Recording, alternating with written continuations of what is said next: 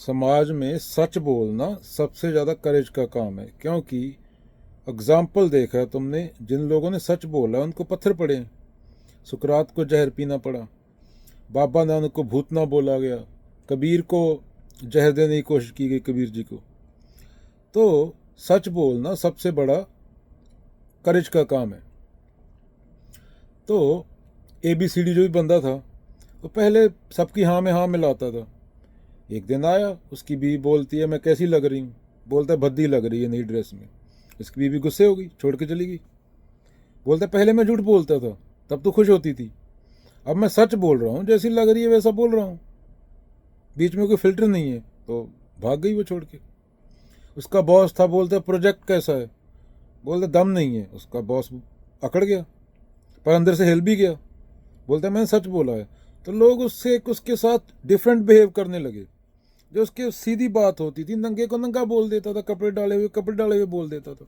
उसको पागल खाने ले गए, और पागल खाने में भी हंस रहा था, क्योंकि वो उसके साथ सच था।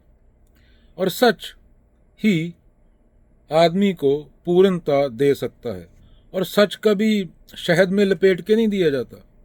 सच तो आरी जैसा होता है, वो काट देता है, वो तेरे वजूद पे ही हमला करेगा। सच बोलना कोई आसान काम नहीं है। बीच में ये आ जाता है ना, मेरे को यहाँ से ये मिल जाएगा, वहाँ से ये मिल जाएगा, ये समस्या है। तो सच के इंसान पुतले बना लेता है, सच के जाने के 20-30 साल बाद। 20-30 नहीं, आई मीन 300-400 साल बाद, 20-30 साल बाद ही बनने लग जाते हैं बुद्धों के, महावीरों के। पर अगर वो सामने आ जाएं तो लोग, यही लोग जो उनका पुतला बना के बैठे, क्योंकि पुतला तो अहंकार बनाता है, मन बनाता है, तो सच में आ जाएं वो लोग सामने, उनको डंडा मारने जाएंगे, ये लोग पत्थर मारेंगे, उनको फांसी दे देंगे।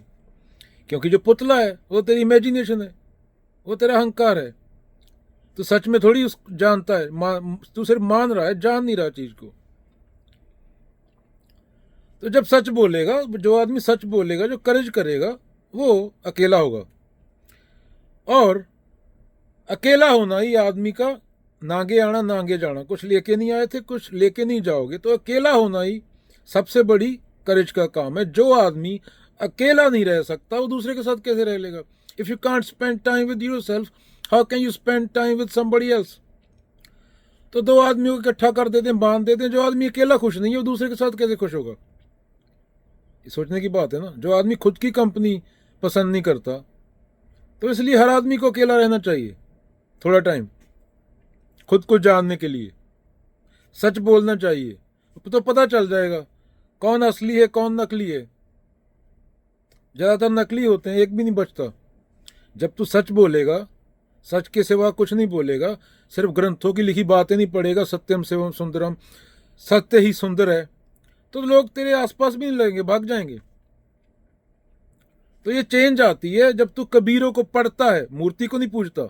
जब तू बाबा नानक की फोटो नहीं लगाता, बाबा नानक को पढ़ने की कोशिश करता है।